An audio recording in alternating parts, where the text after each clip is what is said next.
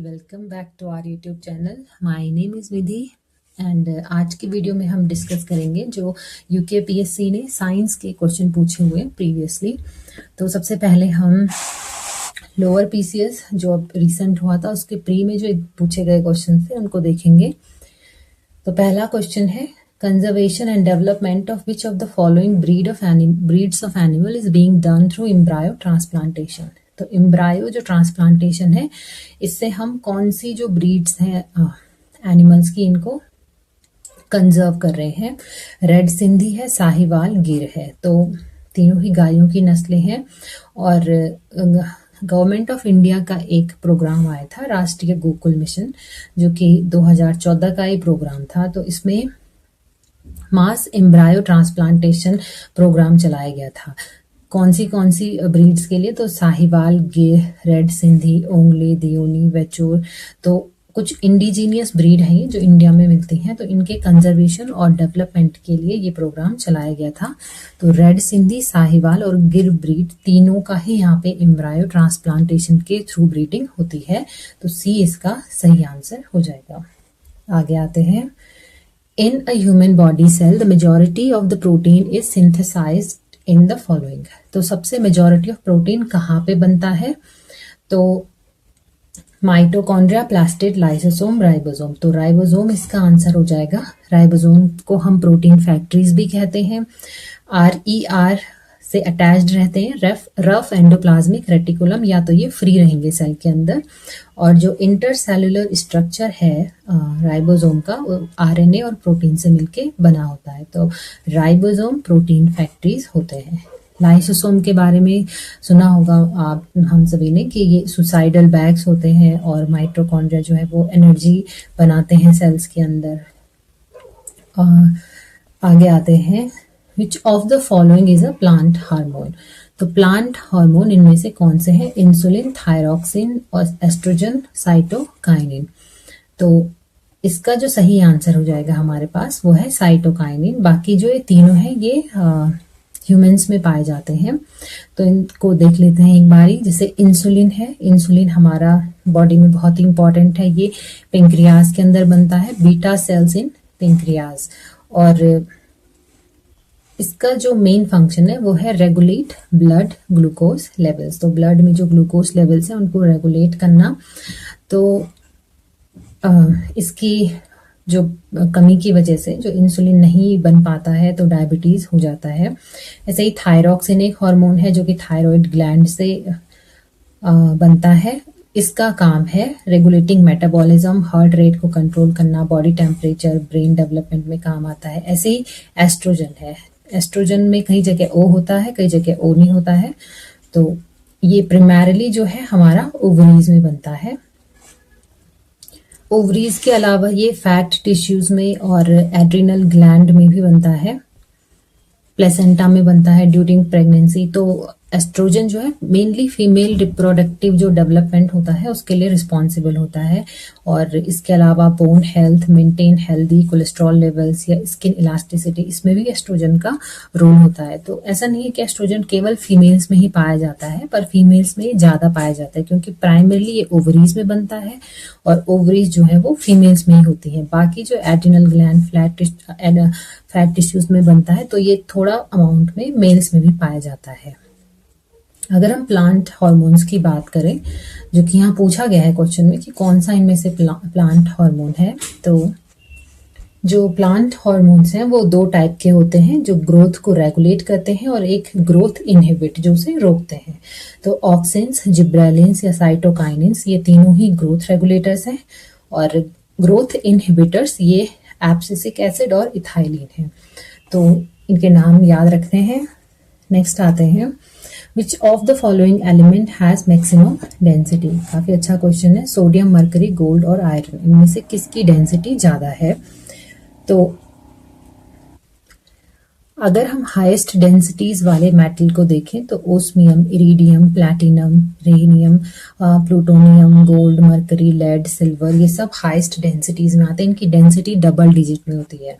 ठीक है, गोल्ड लगभग 19 ग्राम पर सेंटीमीटर क्यूब। ओस्मियम जो सबसे ज्यादा डेंस मेटल है अर्थ पे वो 22.59 ग्राम पर सेंटीमीटर क्यूब इसकी डेंसिटी है। ऐसे ही जो मिड डेंसिटी रेंज में आने वाले जो मेटल्स हैं वो है copper, iron, zinc, aluminium, magnesium. तो ये 9, 7, 8, 2.7, 1.7 ये ग्राम पर सेंटीमीटर में इनकी डेंसिटीज होती है। और फिर आते हैं कुछ बहुत लाइट एलिमेंट्स, तो इनकी 1 से कम है।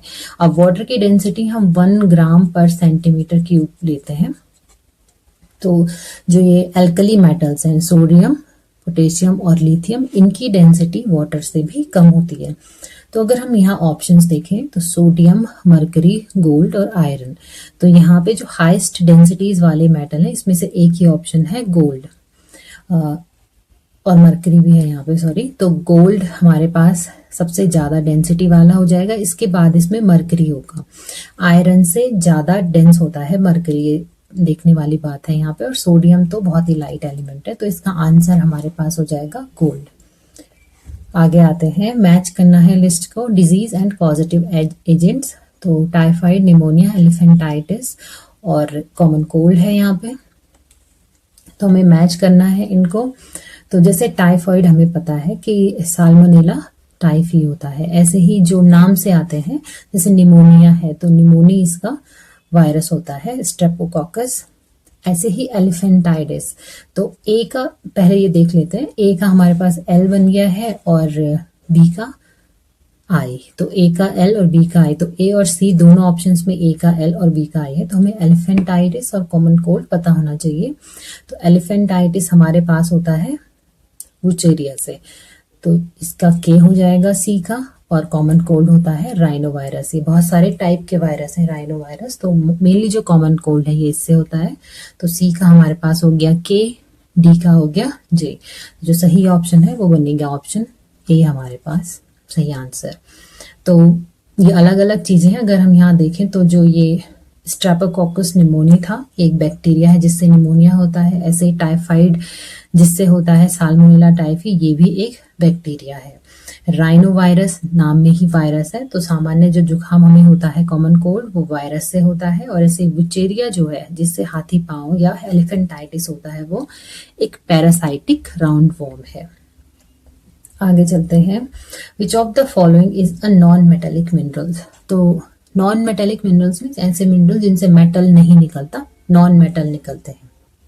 ऑप्शंस है हमारे पास बॉक्साइट, हेमेटाइट, मिका और मैग्नेटाइट। तो अगर हमने मेटेलिक मिनरल्स पढ़े हैं तो हेमेटाइट और मैग्नेटाइट आयरन के मिनरल्स हैं, आयरन एक मेटल है, तो ये दोनों तो होंगे नहीं नॉन मेटेलिक। ऐसे ही बॉक्साइट जो है वो एल्यूमिनियम का मिनरल है, एल्यूमिनियम भी मेटल होता है, तो हमारे पास बचा ऑप्शन सी। सी इसका आंसर हो जाएगा मिका, जिसे हम हिंदी में बोलते हैं अब्रक, जिसका सबसे बड़ा प्रोड्यूसर है इंडिया। तो वो एक नॉन मेटेलिक मिनरल है। और जो नॉन मेटेलिक मिनरल्स की एग्जाम्पल्स है हमारे पास, लाइमस्टोन हो गया, मिका जो कि यहाँ पे है, जिप्सम हो गया, ग्रेफाइट हो गया, सैंडस्टोन, ये सब नॉन मेटेलिक मिनरल्स होते हैं। आगे आते हैं, in solar system most asteroids lie between the orbits of following planet. तो हमारे जो सोलर सिस्टम है उसमें एक एस्टेरॉइड बेल्ट है, तो मोस्ट ऑफ द जो एस्टेरॉइड्स हैं वो उस एस्टेरॉइड बेल्ट में रहते हैं। और वो कहाँ पे है, तो अगर हम इस इमेज में देखें तो एस्टेरॉइड बेल्ट जो है वो ये वाली बेल्ट है सोलर सिस्टम की।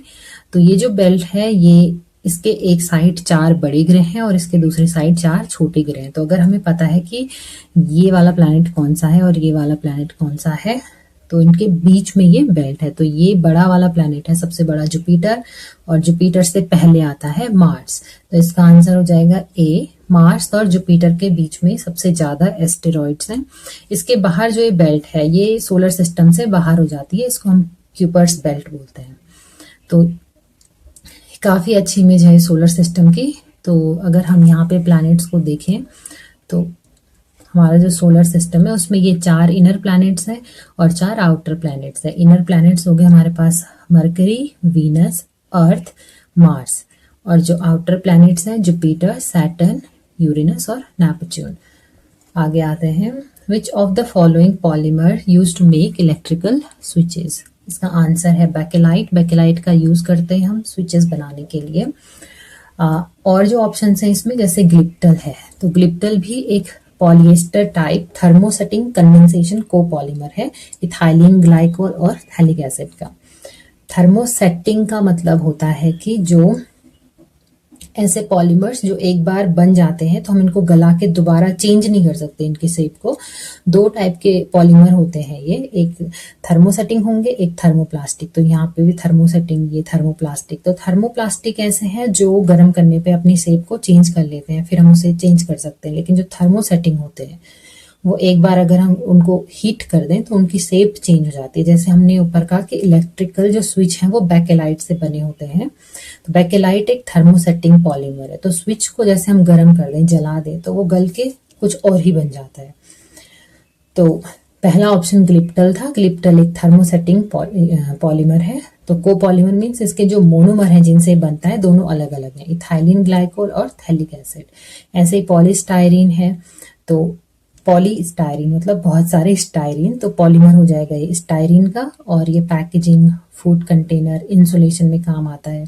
से बेकेलाइट जो हमारे पास सही ऑप्शन है वो पॉलीमर होता है फिनॉल और फॉर्मेल्डिहाइड का। ये पूछा जा सकता है कि किस किस से मिलते हैं ये पॉलीमर हमें। तो इनके मोनोमर होते हैं, ये मोनोमर में जो इनकी यूनिट है। तो फिनॉल और फॉर्मेल्डिहाइड से बनता है। इलेक्ट्रिकल अप्लायंसेस में इसका यूज होता है और कॉमन कंज्यूमर गुड्स जो होते हैं, कोई चूड़ी हो गया, कोई इंसुलेशन में, उसमें भी बेकेलाइट का यूज होता है। Handles for pots and pan, तो जो जैसे हम हैंडल देखें, कुकर का हैंडल या पैन का हैंडल, तो वो एकदम वही मटेरियल होता है जो हम इलेक्ट्रिकल स्विचेस में यूज कर रहे होते हैं, तो वो भी बेकेलाइट है। ऐसे ही पॉलीप्रोपाइलीन है। ऑप्शन में पॉलीप्रोपेन लिखा है बट वो एक्चुअल में पॉलीप्रोपाइलीन है।